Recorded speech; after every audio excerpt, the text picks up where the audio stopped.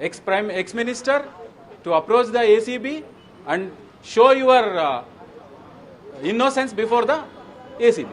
అంటే మామూలుగా విచారణకి రాకుండా ఇవాళ హైకోర్టు తీర్పు కోసం ఎదురు చూసిన పరిస్థితి. నిన్న కూడా లాయర్లను తనతో పాటు పంపించలేదని విచారణ తప్పించుకోవడానికి నానా హంగామా అయితే సృష్టించాడు. 100% అది నేను ఉదయం నుంచి నేను చెప్తున్నాను, ఒక సాకు క్రియేట్ చేసుకోవడానికి మాత్రమే. ఏసీబీ ఆఫీస్లో ఎంటర్ కాకముందే prior to the enter in to the arena ఎవరు చెప్పాల్సింది? ఏసీబీ ఇన్వెస్టిగేటింగ్ ఆఫీసర్ ఐఓ కదా చెప్పాల్సింది, నేను అడ్వకేట్ని అలౌ చేస్తా చెయ్యను అని. మీరు ఏసీబీ ఆఫీస్లోకే వెళ్ళలేదు. ప్రొటెక్షన్ కొరకు వచ్చిన లా అండ్ ఆర్డర్కి వచ్చిన డిఎస్పీ గారిని మీరు థ్రెటన్ చేసి అట్లా ఎట్లా చేస్తావు, నాకు అలౌ చేస్తేనే అంటే ఆయన కాదు కదా ఇన్వెస్టిగేటింగ్ ఆఫీసర్. క్లియర్గా కనిపిస్తుంది అక్కడ ఏదో ఒక ఉద్దేశంతోన, వెస్టెడ్ ఇంట్రెస్ట్తోన వెళ్ళిపోవాలన్న ఉద్దేశంతోన, ఒకవేళ ఏదైనా జరిగితే నన్ను మళ్ళీ రేపు కూడా పిలిచి అరెస్ట్ చేస్తారేమో అన్న అప్రహెన్షన్తోన కేటీఆర్ అక్కడి నుంచి పారిపోవడం జరిగింది. 100% చెప్తున్నా, పలాయన మంత్రం చిత్తగించిండు. Being ex minister for cabinet, how he is playing games with media and ACB. ఇది ఇన్వెస్టిగేషన్ నడుస్తుంది. గవర్నర్ పర్మిషన్ ఇచ్చిండ్రు, ఎఫ్ఐఆర్ జరిగింది, ఎఫ్ఐఆర్ ఇష్యూ చేయడం పడ్డది. దాని తర్వాత జరిగిన 47 కోట్ల రూపాయలు మీ పార్టీకి ట్రాన్స్ఫర్ అయినాయి. గ్రీన్ కో కంపెనీ సిస్టర్ కన్సర్న్ అయిన ఎఫ్ఈఓ 3 రోజుల ముందు రిజిస్టర్ అయిన బుడ్డ కంపెనీ అది. దాని కొరకు మీరు 100 కోట్ల రూపాయలను మళ్ళా 3 సర్క్యూట్లు 4 సంవత్సరాల పాటు చెల్లించాలనుకున్నారు. 600 కోట్ల రూపాయలు ఏదైనా జరిగి తెలంగాణ ప్రజల అదృష్టం బాగలేకుండా టీఆర్ఎస్ వచ్చింటే 600 కోట్లు సమర్పయం అయిపోయేది. తెలంగాణ ప్రజల తాత జాగీర్, ఇది మీ అబ్బా జాగీర్ కాదు, మీ తాత జాగీర్. కూడా మెయిల్ ఐడి అంటే ఎన్ఫోర్స్మెంట్ మెయిల్ ఐడి కూడా ఇవాళ హైకోర్టులో విచారణ ఉంది, తీర్పు వచ్చే అవకాశం ఉందన్న యాంగిల్ని కూడా క్రియేట్ చేస్తూ ఇవాళ కూడా విచారణకి హాజరు కాని పరిస్థితి కనిపిస్తుంది.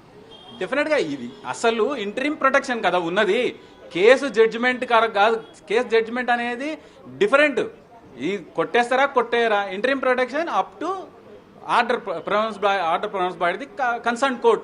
అంతవరకే మీకు అరెస్ట్ మాత్రమే స్టే ఉంది, కానీ కేసు మొత్తానికి స్టే అనేది లేదు కదా. డే 1 కోర్టు స్పష్టంగా చెప్పింది, ఇన్వెస్టిగేషన్ మే గో ఆన్ అని స్పష్టంగా చెప్పిన తర్వాత ఇన్వెస్టిగేషన్లో భాగంగా ఏసీబీ మిమ్మల్ని పిలిస్తే మీరు వెళ్లకుండా గొంతెమ్మ కోరికలు కోరుకుంటూ నాకు అడ్వకేట్ కావాలా, ఎక్కడుంది? 41D సిఆర్పిసి క్లియర్గా చెప్తుంది, when a person is arrested he can take the help of a advocate to meet అంటే అర్థమైంది. ఫస్ట్ నువ్వు పోవాలా, నువ్వు మాట్లాడాలా, నీకు జరిగేది చెప్పుకోవాలి, చెప్పిన తర్వాత కదా నీకు అవకాశం వచ్చేది. అదేది లేకుండా ముందే నేను అడ్వకేట్ను తీసుకొని పోతా అంటే అడ్వకేట్ని కాదు కదా ఎంక్వైరీ చేయాల్సింది. అంటే వాదనలు రకరకాలుగా ఉన్నాయి, అంటే వీళ్ళ వాదనలు ఒకసారి, వాళ్ళ వాదనలు రెండు ఒకసారి చెప్పండి. ఏసీబీ క్లియర్గా ఉంది. ఏసీబీ ముందే ఒక 2-3 నెలల నుంచి చెప్తా ఉన్నారు ఇక్కడ పొరపాటు జరిగిందని. ఒక పద్ధతి ప్రకారం పోవాలి. ఒక ప్రతిపక్ష నాయకుడు కాబట్టి డెఫినెట్గా ఆయన గవర్నర్ పర్మిషన్ తీసుకోవడానికి వెళ్ళినారు. గవర్నర్ దాదాపు 2-3 వారాల తర్వాత పర్మిషన్ ఇవ్వడం జరిగింది. ఇవన్నీ చూస్తూనే ఉన్నారు కదా.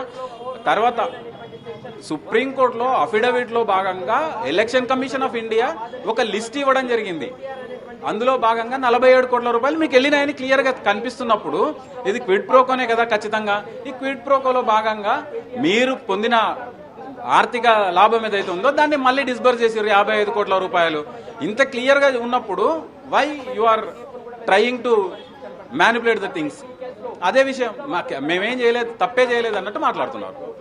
సో ఫర్దర్గా 9వ తారీఖు రోజు విచారణకు మళ్ళీ రావాలని చెప్పి ఏసీబీ నోటీసులు ఇచ్చింది. ఆ రోజు తప్పించుకోవడానికి అవకాశం ఏమైనా ఉంటుందా? విచారణకు రాకుండా రకరకాల కొర్రీలు పెట్టడం, సుప్రీంకోర్టుకు వెళ్ళడానికి ఆస్కారం ఉంటుంది ఈ కేసులో?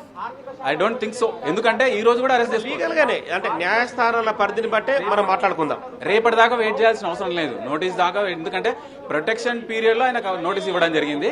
Straight away ACB is entitled, ఎందుకంటే ఆయన క్రిమినల్ పిటిషన్ కొట్టివేయబడ్డది కాబట్టి ఈ రోజు కస్టడీలోకి తీసుకునే అవకాశాలు కూడా ఉన్నాయి. సాధ్యాలు కూడా ఉంటాయా? అంటే 9వ తారీఖు రోజు హాజరు కావాలని చెప్పి నిన్న ఏసీబీ నిన్న రాత్రి వెళ్లి వాళ్ళు నోటీసులు ఇచ్చారు.